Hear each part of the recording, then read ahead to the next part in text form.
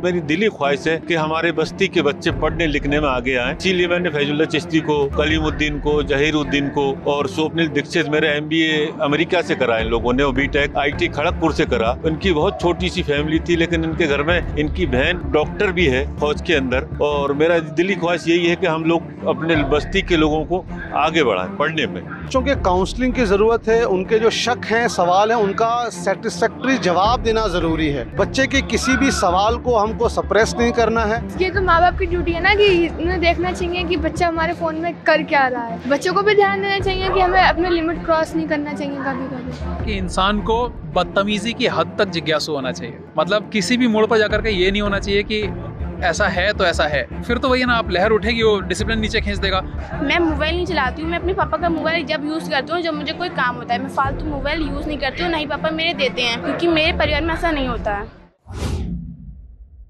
आदाब, नमस्कार, मैं वसीम अख्तर और आप देख रहे हैं द लीडर हिंदी। हम इस वक्त यूपी के ज़िला बरेली में और एक कस्बा है यहाँ ठिरा निजावत खां, वहाँ एक बेहतरीन प्रोग्राम यहाँ हो रहा है।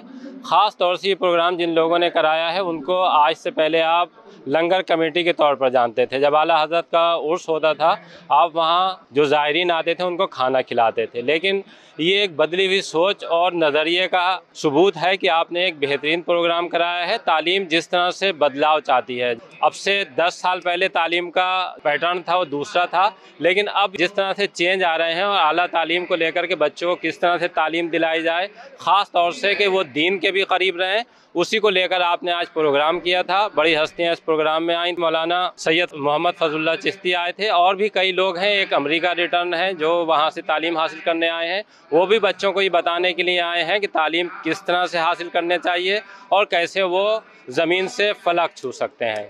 हमसे बात करने की बहुत बहुत स्वागत है। बहुत शुक्रिया। जानना चाहता था कि मोबाइल को लेकर अभी तक जो ओपिनियन आई है लोगों की, उसमें उनका कहना यह है कि अगर कोई डॉक्टर के पास जाए कि मेरा बच्चा मोबाइल बहुत देखता है तो कहते हैं मोबाइल छीन लीजिए उससे। लेकिन आपने उस सच को कबूल किया है, तो इसका क्या तरीका होता है वालिदैन के पास कि वो अपने बच्चे को इसके जो नुकसान वाली चीज़ है उससे बचा सकते हैं? देखिए, सोशल मीडिया एक नेसेसिटी है।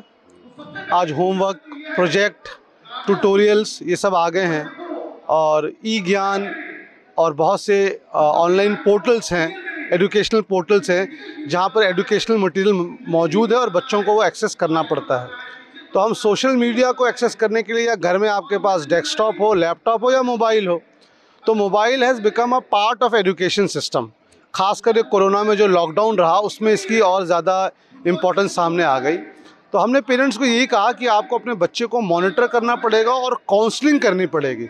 जाहिर सी बात है, एक 17 साल, 18 साल, 15 साल के बच्चे के जो इमोशंस होते हैं, जो उसके में एक नई चीज़ों को जानने के लिए एक इंक्लिनेशन होता है, तो उसको कंट्रोल करना और काउंसलिंग करना ये ज़रूरी है। दूसरी बात, हमने कहा इससे पहले और इससे ज़रूरी जो चीज़ें हैं हमारे इशू समाज के सामने, वो है राइज़ इन एथिज़म, जो नास्तिकवाद बढ़ रही है कि लोगों का खुदा से इनकार होना। हमने इस पे बात की। LGBT इशू को, जो एक वेस्टर्न कल्चर है, उसको इंडिया में नॉर्मलाइज करके पेश करने के लिए हॉलीवुड और बॉलीवुड में फ़िल्में बनाई जा रही हैं। हमने कहा ये भी एक मुस्लिम सोसाइटी के सामने चैलेंज है। तीसरा, साइंस को बुनियाद बनाकर इस्लामिक प्रिंसिपल पर एतराज़ करना, हमने बताया इस पे भी आज गुफ्तगू की ज़रूरत है। लिविंग रिलेशनशिप की बिना शादी के लड़के और लड़की का एक साथ रहना, इसको नॉर्मलाइज़ किया जा रहा है, हमने इसके मुतालिक बात की। और हमने कहा हमको इसके लिए पेरेंट्स को ग्रूम अप करने और पेरेंट्स को ट्रेन करने की ज़रूरत है कि वो अपने बच्चों की किस तरह तरबियत करें। इसके लिए मैं गौहर खान साहब और फलाह रिसर्च फाउंडेशन बरेली के एडवोकेट फरीद खान साहब, इनको मुबारकबाद देता हूँ कि उन्होंने बरेली शरीफ में इस तरह के फंक्शन को, इवेंट को ऑर्गेनाइज़ किया।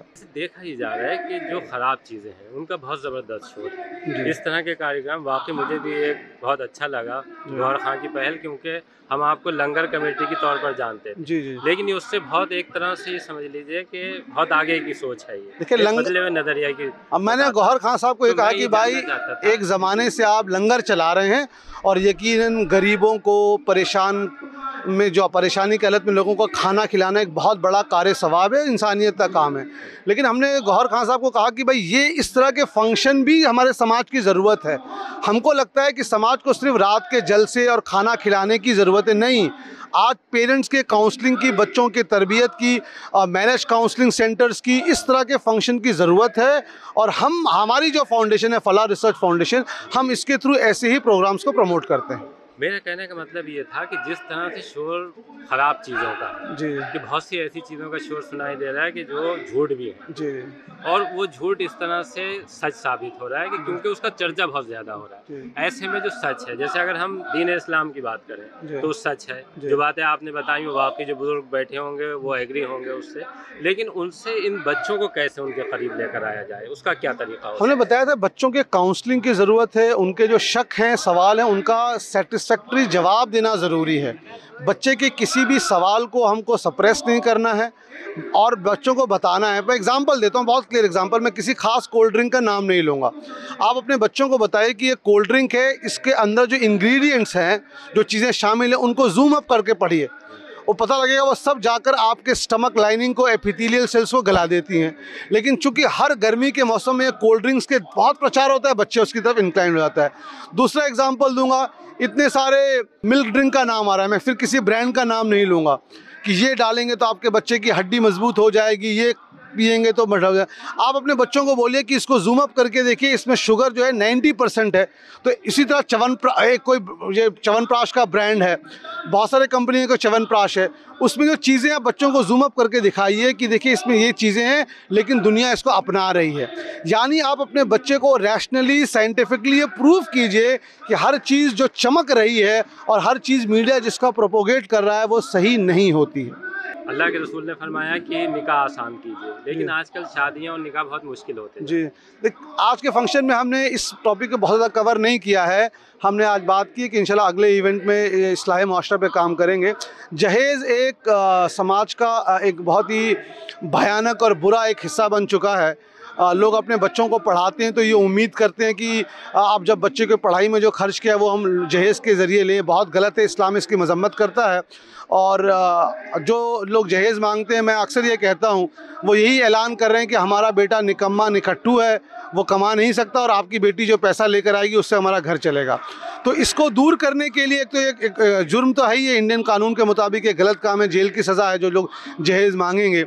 समाज में बड़े लोगों को आना पड़ेगा, जिनको अल्लाह ने पैसा दिया उनको ऐलान करना पड़ेगा कि हम जहेज़ को नहीं लेंगे, और अपने शादी को सिंपल करना पड़ेगा कि किसी गरीब को किसी ये नहीं लगे कि हम भी इस शान और शौकत से शामिल करें। तो सादगी जो बुजुर्गान दीन का तरीका रहा है उसी को इख्तियार करने पड़ेगा। मुझे वक्त है, इंशाल्लाह फिर बात करेंगे। अस्सलाम वालेकुम। कलीम भाई, आप डॉक्टर बनाते हैं, लेकिन जो आज बात हुई है कि जब तक एक इंसान नहीं बन पाएगा तब तक सब कुछ बेकार है, कितनी तरक्की कर ले। जैसे बात कर रहे थे अभी फजलुल हक चिश्ती साहब कि जो दीन है, जैसे दुनिया के बाद आखिरत वाली जो ज़िंदगी है वो बच्चों को समझ में आनी चाहिए। तो आज का जो प्रोग्राम था वो आप किस नज़रिए से देखते हैं? बिल्कुल सही बात है। आप कितने बड़े डॉक्टर बन जाएं, इंजीनियर बन जाएं या किसी लाइन में चले जाएं, अगर आप अच्छे इंसान ना बन पाए तो वो सब बेकार है।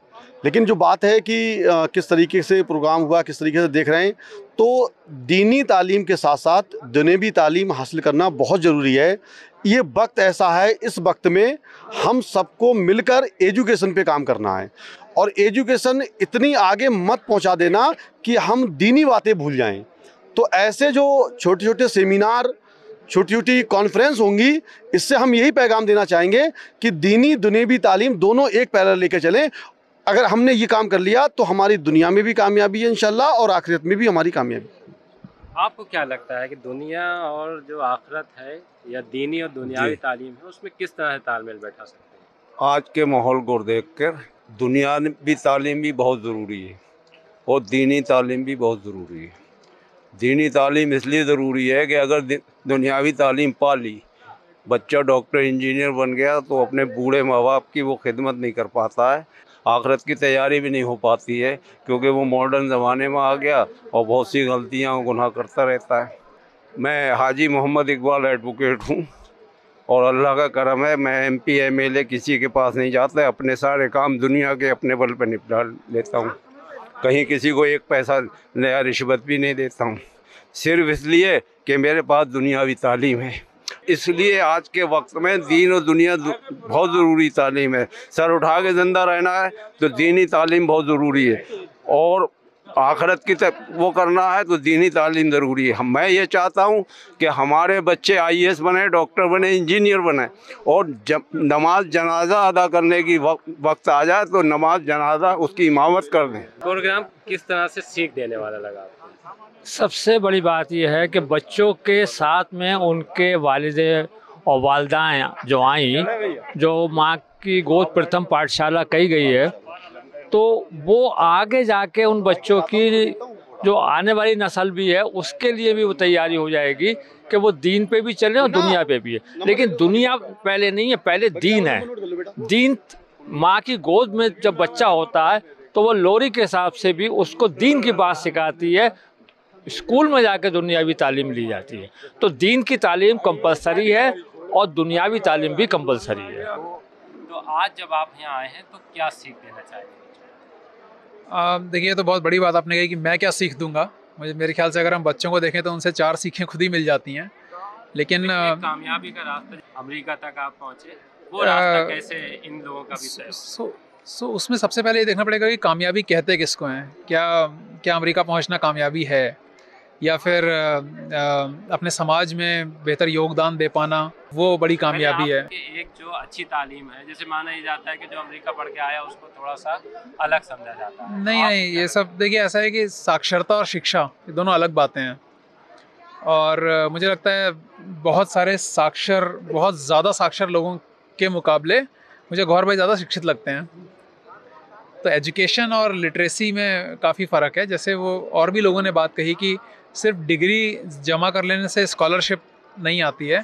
आपके बिहेवियर में, आपकी ह्यूमैनिटी में, इन सब चीज़ों को, और आपकी ह्यूमिलिटी में, मतलब आप कितने नम्रता और कितने आप अच्छे स्वभाव के साथ रह सकते हैं, वो है कामयाबी का नाम नहीं है, बल्कि इंसान बनाने। मुझे तो यही लगता है। और कामयाबी के भी कई पहलू हैं। हो सकता है किसी को लगे कि मैं जब तक एक ऐसी फैक्ट्री नहीं खोल लेता जिसमें 1 करोड़ 2 करोड़ का फ़ायदा है, उसे मैं कामयाबी कहूँगा। कोई ऐसी फैमिली से आ सकता है जो कहे कि नहीं, जब तक मुझे रामचरितमानस की एक चौपाई याद हो जाएगी, और रामायण का एक श्लोक याद हो जाएगा तब, या कुरान की एक आयत याद हो जाएगी तब मैं आपसे कामयाबी कहूँगा। कुछ लोग कह सकते हैं कि भाई मेरे बाल बच्चे सही रहें, मैं अपने आसपास रहूँ, अपने गांव में मेरी बसर हो जाए, वो कामयाबी है। तो कामयाबी भी तो अपने आप डिफाइन करनी होती है। मुझे एक्चुअली यही मैं कहता हूँ, हर वो एक सूत्री कार्यक्रम नहीं चलना चाहिए। जैसे कई दफ़े होता है ना कि और मैं काफ़ी चीज़ों से एक्चुअली थोड़ा सा डिसएग्री भी करना चाहता हूँ। हमारे डिस्कोर्स में ऐसा होना चाहिए। कई लोग आते हैं और मैं असहमत भी होना चाहता हूँ। जैसे कि अभी मैंने देखा कि एक हमारे काबिल साथ में जो थे दोस्त, उन्होंने कहा कि एक दफ़े जब हमने डिसाइड कर लिया कि बच्चे को क्या बनना है, तो बच्चे का फ़र्ज़ है कि वो जी जान से अपने आप को उसमें झोंक दे। क्यों भाई, मैं कैसे डिसाइड कर सकता हूँ कि बच्चे को क्या करना है? ये एक ख्याल है। ऐसे कई ख्याल हैं। लेकिन देखिए, ऐसा है ना कि हम सब लोग आंसर्स ढूंढ रहे हैं कि 2 + 2 4, ये कर दो, ये नॉब ऐसा करो, इसमें इतना और सब सक्सेस। ये ऐसा नहीं है भाई। इंसान है, कोई मोटर थोड़ी है कि ये इतना घुमाओ, वो उतना घुमाओ, वो उतना घुमाओ, और फिर तो सब एक ही तरफ चलते चले जाएंगे। ऐसा थोड़ी है। आप सब घूमने के बाद और तालीम हासिल करने के बाद अब आपको क्या लगता है कि जिससे सही रास्ता क्या है? मुझे लगता है हर किसी के लिए सही रास्ता अलग है। आपका सही रास्ता मेरे सही रास्ते से बिल्कुल अलग हो सकता है। तो ये है। लेकिन एक वो रास्ता जो सबको नहीं है, एक सही पे जोड़ता नहीं है, कैसे है ही नहीं। हर किसी का रास्ता अलग है, हर किसी का सही रास्ता अलग है। कहीं तो ये होगा ना कि हम ये डिफाइन कर सकें कि सारे रास्तों से होने के बाद इंसानियत इस मोड़ पर खड़ी हो। मुझे ऐसा लगता है कि हाँ, इंसानियत अगर महफूज रहे तो वो जहाँ पहुँचे वो गंतव्य है, आपका माइलस्टोन है। लेकिन उसका रास्ता क्या है वो मैं नहीं कह सकता हूँ। क्या आप सबको डॉक्टर ही बन जाना चाहिए, इंजीनियर ही बन जाना चाहिए और कुछ करना चाहिए? क्या प्राइवेट सेक्टर में प्रॉफिट नहीं कमाना चाहिए? बिल्कुल कमाना चाहिए, क्योंकि जितना प्रॉफिट कमाते हैं उतना टैक्स देते हैं, है ना। तो ऐसे बहुत सारे मसले हैं जिसका बहुत सब इतना क्लियर नहीं है सब कुछ। हम लोग चाहते हैं कि ऐसा साफ रास्ता मिल जाए, लेकिन ज़रूरी नहीं है कि ऐसा मिल जाए रास्ता हमेशा साफ। आपसे बात कर रहे हैं तो आपकी जो वे आप टॉकिंग है उसमें लगता है बरेली की झलक में। मैं सदर बाजार में पला यहाँ बगल में 2 किलोमीटर दूर। हाँ। प्रोग्राम करने का भी मकसद ये है ना कि हम बच्चों को एक रास्ता दे सकें, उन्हें बता सकें कि आप किस तरह से कोशिश करें जो आपको वो कामयाबी कि जिसे हम कामयाबी कह सकते हैं हासिल करें। थोड़ा सा कठिन सवाल है। और अगर आप मुझे बिल्कुल विवश ही कर देंगे कि मैं इसका जवाब दूं तो मैं ये कहूँगा कि नहीं, मेरे कहने का मतलब है कि सबका ये है कि जो ये जो नस्ल है ना, कि जब आगे जाए तो ये अपने आप को भी मजबूत कर सके और देश को।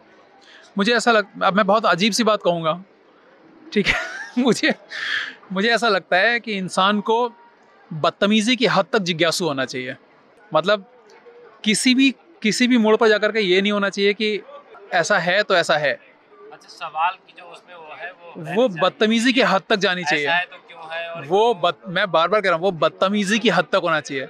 बिंदास, बदमाश और बदतमीज़ ये होना चाहिए। नहीं तो क्या होगा कि फिर तो वही ना, आप लहर उठेगी, वो डिसिप्लिन नीचे खींच देगा, लहर उठेगी, आपका कुछ और पुराना कल्चर आपको पीछे खींच देगा। अगर आप सवाल नहीं कर पा रहे हैं, मतलब आप जो जैकेट और ये माइक जो मेरा ये कर रहे हैं, जो मोबाइल पे मेरा ये इसीलिए कि किसी ने सवाल पूछा ना, निकला तो सब मिट्टी से ही है ना।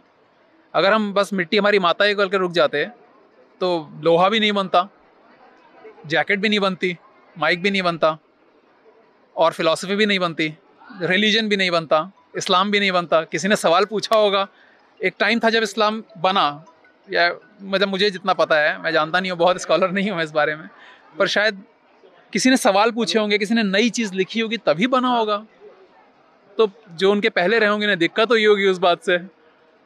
तो मतलब ये क्यूरियोसिटी बहुत तगड़ी चीज़ है, और अब तो इतने सारे ज़रिए हैं अपनी क्यूरियोसिटी को मिटाने के, तो मुझे लगता है कि वो ज़रूरी और शॉर्टकट है नहीं दुनिया में। मतलब जो हम ढूंढते रहते हैं वैसा कुछ है नहीं, शॉर्टकट नहीं है, वो मेहनत करके ही आएगा सब कुछ, यानी लंबा रास्ता लेना पड़ेगा, और कई सालों की मेहनत होती है, तो जल्दी से कुछ नहीं मिलता है। क्या नाम है आपका? महक फातिमा। कहा यह जाता है कि एक पढ़ी लिखी जो बेटी होती है जी, वो माँ बनती है तो उसकी गोद में पूरी एक कौम जो है परवरिश। हाँ, तो आज जिस तरह से ये प्रोग्राम हुआ है उससे क्या सीखने को मिला? यही सीखने को मिला है कि अपने सबसे पहले तो बच्चे के लिए एक फ्रेंडली नेचर होना चाहिए। एक माँ के लिए सबसे पहला जो होता है अप्रिशिएशन माँ का, कि बच्चे के दोस्त बन के रहे उसके साथ में। ये नहीं है कि स्ट्रिक्ट हो जाए आप एकदम से, कि जो मैं चाहती हूँ कि बच्चा वैसे ही बने। पहले माँ को बच्चे की भी सुनना चाहिए कि वो क्या चाह रहा है। दरक्षा फातिमा। बात हो रही थी कि मोबाइल जो है, बहुत से लोग कहते हैं कि बच्चे को ठीक करना है तो मोबाइल छुड़ा दीजिए, लेकिन यहाँ बात हुई है कि नहीं, मोबाइल आज की ज़रूरत है, ये छुड़ाया नहीं जा सकता, लेकिन इस पर कंट्रोल किया जा सकता है। तो कैसे बच्चों को इस पर कंट्रोल कर सकते हैं? बच्चों का एक शेड्यूल बना दिया जाए कि बच्चों को कब फ़ोन देना है। ये नहीं जब बच्चा फ़ोन मांग रहा है तभी उसको फ़ोन दोगे। एक टाइम बना दिया जाए कि आपको 1 घंटा पार्टिकुलरली मिलना है, उस टाइम ही आपको फ़ोन देना है बस। तो बच्चे का अगर टाइम टेबल शेड्यूल होगा तो बच्चा उसी टाइम के लिए फ़ोन यूज़ करेगा। लड़कियाँ बहुत पढ़ रही हैं, हाँ, लेकिन फिर भी जिस तरह वो तरक्की में भागीदार होनी चाहिए थी वैसे नहीं हो पा रही। तो ऐसे लड़की आप क्या सोचते हैं कि तरक्की कैसे हासिल की? तरक्की सबसे पहले तो हमारे माँ बाप को हम पे इतना ट्रस्ट होना चाहिए कि वो हमें कहीं बाहर भेज सकें, तो हम वो चीज़ जो हमें चाहिए वो हम हासिल कर सकें।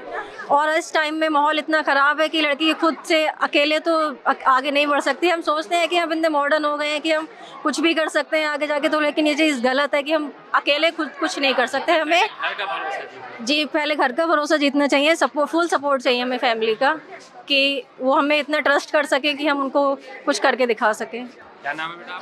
हिदा फातिमा। हिदा, आज अच्छा प्रोग्राम था जी। क्या आपको सीख मिली है?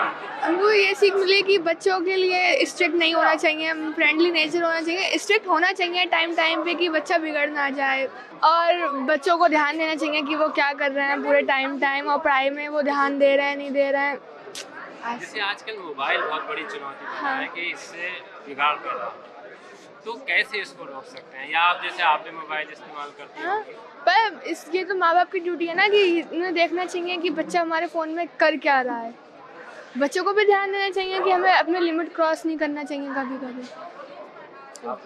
नसरीन बानो, जैसे कि तालीम के ऊपर बात हुई थी, कहा कि औरतों को, ख़वातीन को जैसे तालीम देना चाहिए, तो ख़वातीन को तालीम देना ज़रूरी है। अगर ये तालीम और पढ़ी लिखी जैसे शिक्षित महिला होगी तभी वो पूरे परिवार को देख सकेगी। कहते हैं ना, किसी ने कहा है कि अगर मुझे 10 शिक्षित महिलाएं दो तो मैं एक अच्छा समाज दूंगा। आशना। आशना, आप जो प्रोग्राम में आपको कौन सी ऐसी बात सबसे अच्छी लगी जो आपके दिल को छू गई है? इसमें तो काफ़ी सारी ऐसी बातें थी जो अच्छी लगी। सबसे अच्छी बात कि यहाँ पे ये प्रोग्राम रखा गया, ये बहुत अच्छा रहा कि नूरी कमेटी ने ये करा। और सीखने को क्या मिला? इसमें सीखने को ये मिला कि हमें लाइफ के लिए एजुकेशन भी ज़रूरी है, और एजुकेशन के साथ साथ हमें अरबी भी ज़रूरी है, इल्म भी ज़रूरी है हासिल करना, और माँ बाप की रिस्पॉन्सिबिलिटी है कि हमें पढ़ाएं, अच्छे तरीके से तरबियत दें, और ना कि ये कि हमारे ऊपर ब्लेम करें कि ये क्या कर रही है क्या नहीं कर रही है। मैं मोबाइल नहीं चलाती हूँ, मैं अपने पापा का मोबाइल जब यूज़ करती हूँ जब मुझे कोई काम होता है। मैं फालतू मोबाइल यूज़ नहीं करती हूँ, ना ही पापा मेरे देते हैं, क्योंकि मेरे परिवार में ऐसा नहीं होता है। और बच्चों को भी ऐसे ही चाहिए कि जब ज़रूरत हो, जैसे मोबाइल एक बात करने की चीज़ है या आप कोई जानकारी ऐसी चाहते हैं जो नहीं, मोबाइल बात करने की भी चीज़ है, लेकिन मोबाइल से काफ़ी ऐसे फ़ायदे हैं जो हो सकते हैं। एजुकेशन है, अदर नॉलेज है, लेकिन ज़रूरी नहीं है मोबाइल इंस्टा यूज़ करो कि फेसबुक यूज़ करो, ज़रूरी नहीं है ये सब यूज़ करो। बहुत सारी गर्ल्स हैं जो यूज़ करती हैं, लेकिन हम लोग नहीं यूज़ करते हैं। आज क्या प्रोग्राम था जो आज यहाँ पे? ये हमारी कौम को और हमारी बस्ती के लोगों को इस प्रोग्राम की ज़रूरत थी, क्योंकि हमारे बच्चे पढ़ाई की तरफ नहीं जा रहे हैं, और ये हमारी दिली ख्वाहिश है कि हमारे बस्ती के बच्चे पढ़ाई की तरफ जाएं। और जो हमारा माशरा शादियों को लेकर बर्बाद हो चुका है, हम उससे बड़ा परेशान हैं, और मेरी दिली ख्वाहिश है कि हमारे बस्ती के बच्चे पढ़ने लिखने में आगे आएँ। और इसीलिए मैंने फैजुल्लाह चिश्ती को, कलीमुद्दीन को, जहीरुद्दीन को और स्वप्निल दीक्षित, मेरे MBA अमेरिका से करा इन लोगों ने, और BTech IIT खड़गपुर से करा। इनकी बहुत छोटी सी फैमिली थी, लेकिन इनके घर में इनकी बहन डॉक्टर भी है फौज के अंदर। और मेरा दिली ख्वाहिश यही है कि हम लोग अपने बस्ती के लोगों को आगे बढ़ाएं पढ़ने में। मेरा भी ख्वाहिश रहता है, मेरा बच्चा 12th क्लास में पढ़ता है, GLA स्कूल में, उसको रात तो दिन में मेहनत करता हूँ। 2 बार नेशनल भी खेल आया और 90% नंबर आया, लेकिन फिर ट्यूशन नहीं पढ़ता, लेकिन मैं अपने बच्चे पे मेहनत बहुत करता हूँ। मेरा नाम अनस अली खान है। आज एक तालीम पे लेकर ये प्रोग्राम, उसमें क्या सीखने को मिला? इससे हमें ये सीखने को मिला है कि हमें तालीम को काफ़ी मोटिव देना चाहिए अपनी ज़िंदगी में। तालीम से हम कुछ काफ़ी हासिल कर सकते हैं, मतलब अपने भाईचारा कैसे बनाएं और अपनी जो साइंटिफिक रोल है अपनी लाइफ में उसको कैसे इम्प्रूव कर सकते हैं। आपका क्या नाम है? मेरा नाम असगर है सर। अजहर भाई, कैसा लगा ये प्रोग्राम? ये प्रोग्राम बहुत बढ़िया लगा, और ये देख के भी दिल को भी खुशी हुई कि हमारे बस्ती में बच्चों को लेके बहुत कोशिश करी गई है आज, और इसके लिए नसीहत भी मिलेगी। यहाँ पर बच्चों को लेके काफ़ी खुशी हुई कि बच्चों को सुन के कुछ तो हासिल होगा इनको, कि बच्चों को पढ़ने के लिए हम मेहनत करें और कामयाब बने हम। क्या नाम है आपका? जी, इशरत नूरी कहते हैं साहब। यार, सीख देने वाला प्रोग्राम, तो आपको क्या लगता है कि इसके इस तरह के प्रोग्राम और होने चाहिए? तो ये प्रोग्राम किस तरह से लोगों को सीख दे सकता है?